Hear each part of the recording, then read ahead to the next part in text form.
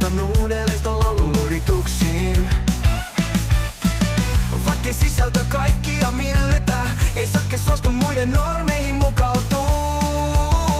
Jotkut sanovat sitä rapioideksi, toiset taas ihan omiviihteeksi. Kuka sen täällä määrittää, mikä on normi kellekään? Sokkekissa, sokkekissa, haluaa tähdiksi TikTokiin. Toiset siellä elämän ohjeita jakaa. Hankki duuni, jominen lopettaa. Vaan onko siihen heillä varaa? Mitä he lopulta tietävät sakesta? Vaikkei esitä, et saa sen silti koko kuvaa. TikTokissa on helppo sanoa kaverin tuntevan, mutta näet vaan sen, mitä sakke haluu jakaa.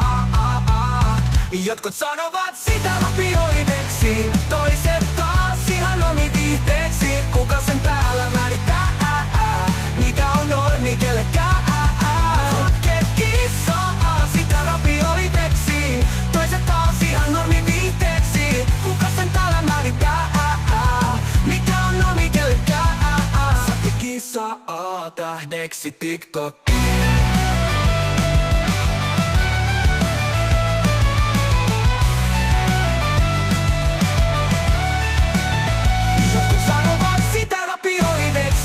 Toiset taas ihan omiviihteeksi. Kuka sen täällä määrittää, mikä on normi kellekään?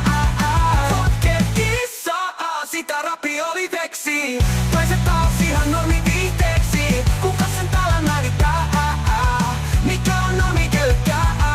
Kuka lopulta aidon saken tunteekaan? Se on loppujen lopulta aika harva chattiläinen.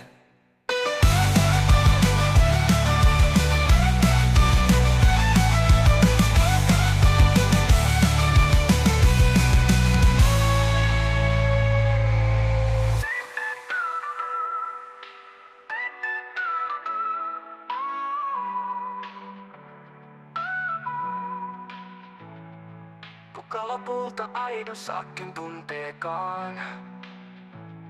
Se on loppujen lopulta aika harva chattiläinen.